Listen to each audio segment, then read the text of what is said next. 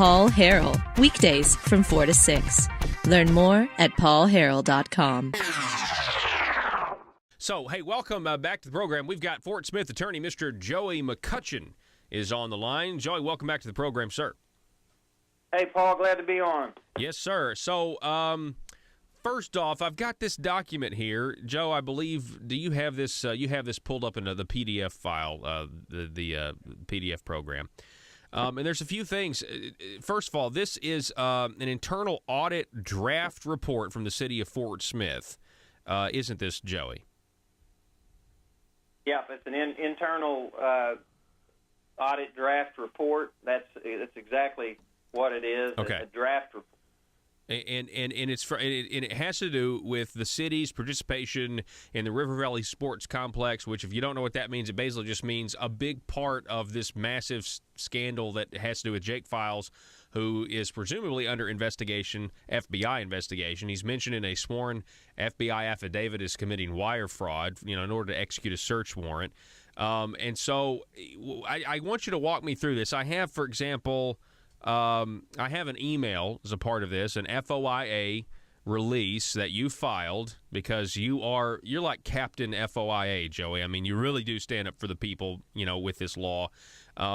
I've got an email from Tracy Shockley. She's the City of Fort Smith internal auditor. I have attached the draft report about the River Valley Sports Complex. This is on the agenda for item number 2. Please remember, it's a draft report, should not be dispersed without a discussion with the internal auditor, and it becomes a final report. Now, what made you, Joey, because we're going to get to the findings here in a minute, but what made you, Joey, FOIA this particular document? Well, I found out through the grapevine that there was a what I would characterize as a secret meeting on October 4th, an audit committee meeting.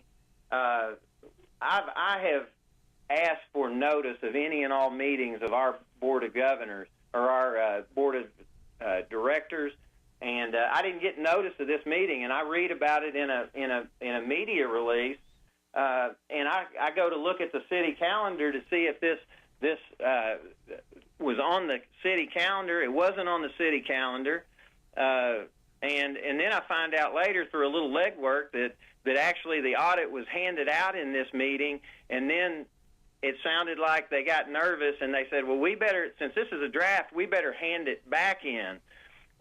So I actually filed a Freedom of Information Act open meeting complaint against the city. I have now actually dismissed that because after talking to various media members, they received notice of this a month before the actual meeting. I mean, that is contrary to any notice that has ever been given on any meeting. Actually, before I filed the suit, I talked to several of the media groups around. They said we didn't get notice. Then they start looking back after I filed a lawsuit, and they saw a month before that they had received this notice. Is that just somebody being timely, or is that somebody trying to deceive? Mm-hmm. I don't know the answer to that. Well, so I FOI'd the draft report of this because it's been something that the citizens want to know about this fraud, and it's clearly fraud and corruption. Mm-hmm. Well, if they pass out the document at a public meeting and then they get nervous and like, oh, we take it back up. I mean, come on now, you're going to get FOA if you do something like that. I mean, why don't they want that to get out to the public? So, have you had a chance to read the document, Joey?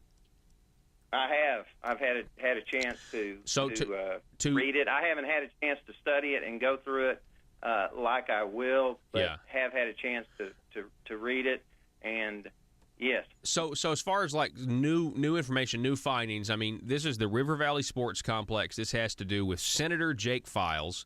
Has to do with the fact that he secured government grant GIF money to the city of Fort Smith on his direction and then had the city of Fort Smith give it to his employee. The FBI affidavit said then Jake Files instructed his employee to go open a bank account because he was overdrawn, get all of the money out, $26,000, I think, that's off the top of my head, and then give it to Jake Files. I mean, it was just out, and then he paid his employees and pocketed the rest.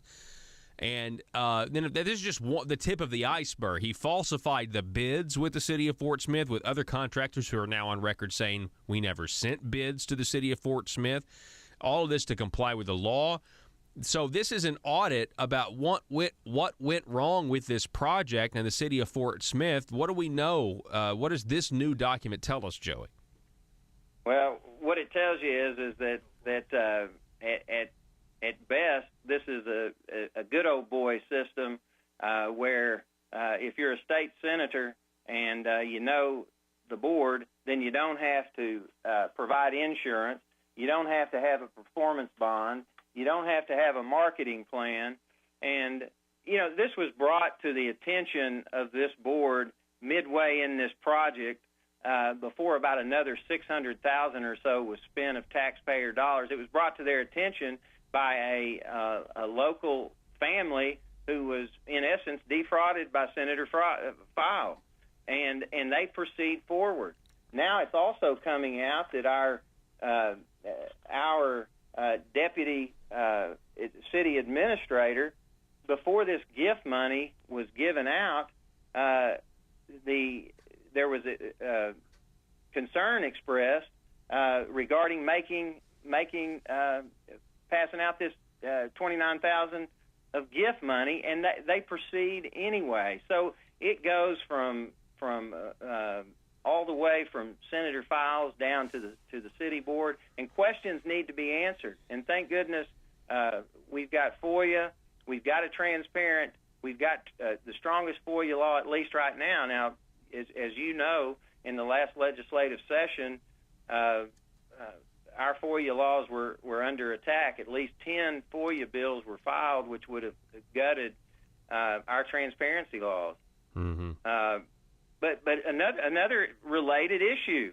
Now we learn also in Fort Smith that Representative Matt Pitch has over the last 8 years has collected $700,000 as a consultant while he's also serving in the legislature.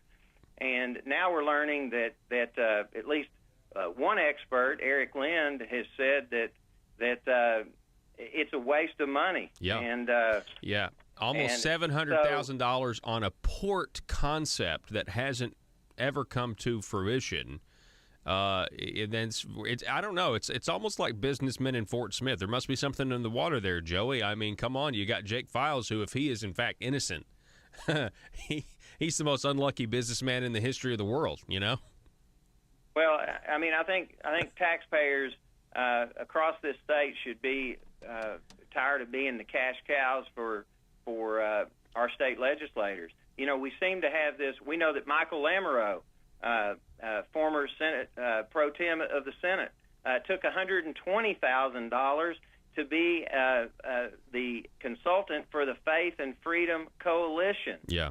Again, that's what Gilbert Baker was, and we know that Gilbert Baker was tied into the Mike Maggio scandal. Yeah, the bribe where to nursing the judge. homeowner lowered the Judge Maggio lowered a jury verdict from $5 million to $1 million.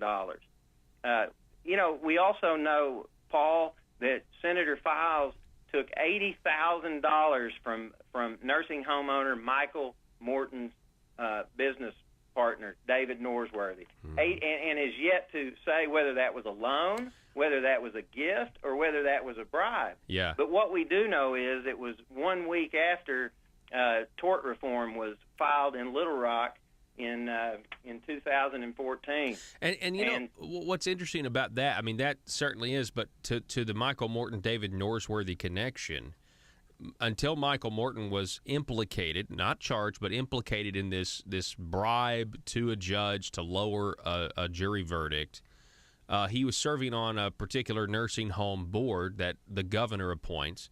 Obviously, he he had to get out of that. I mean, that's too much public heat. Well, so Asa Hutchinson then appoints David Norsworthy to fill the slot Michael Morton used to fill, and now we find out he's given $80,000 to Jake Files. It's just, it never stops. I mean, it's like they always find a way to protect the status quo, it seems. Before you go on, Joey, we're talking with Joey McCutchen. He's a Fort Smith attorney. He FOI'd a document we're in possession of. You see it there on your screen if you're watching at Facebook Live or paulharrell.com or YouTube. The last paragraph says that the audit department was not provided with all requested documents, invoices, and receipts concerning Jake Files and this whole debacle. Additionally, this draft report may not have identified all exceptions noted during the audit, only the material deficiencies at this time.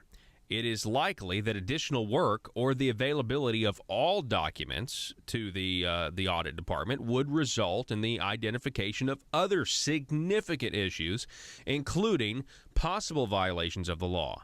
However, since federal law enforcement agencies are now involved in investigating the project, there would appear to be little or no benefit from the IA expending additional time on this project. Now, when I tweeted this particular photo of the document, Joey, out, I tweeted something along the lines of, Files isn't turning over receipts. Looks like the city of Fort Smith is looking to the FBI for justice.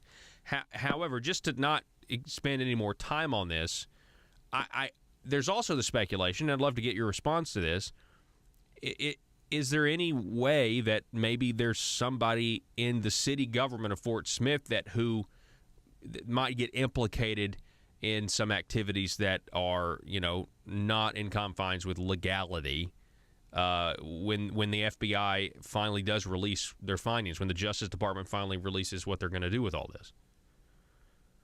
Well, no, I don't know. I don't know the answer to that. We've just gotten this audit report, but what we do know is there are multiple red flags. There were multiple times when numerous city directors could have stood up and said, wait, why isn't this work being done? I mean, was nobody at all reviewing this project? And why would the city of Fort Smith pass the buck to the federal government?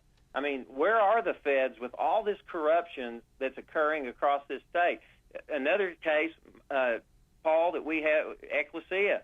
I believe it's November 7th, we'll have a hearing on Ecclesia where certain legislators gave $700,000 of taxpayer money to a private college.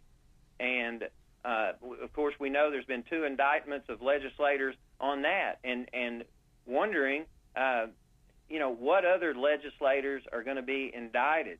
And it goes, and then when you see, again, all of these, you see all the special interest that's going on here, and then you see something like SJR 8, which is the so-called tort reform bill, which would put a price tag on the value of human life at $500,000. And I mean, it's classic government overreach. And we as conservatives know that we'd rather have local people listening to the facts, making those decisions. And you just wonder. I mean, Senator Files gets $80,000 from Michael Norsworthy. It seems to me that depending on what happens here, how valid is a referred amendment to our Constitution that's going to put a price tag of $500,000 on the value of a human's life, whether they're quadriplegic, whether it's a wrongful death. Yeah. It just really makes you sick, because we know the political atmosphere in Little Rock, the sway that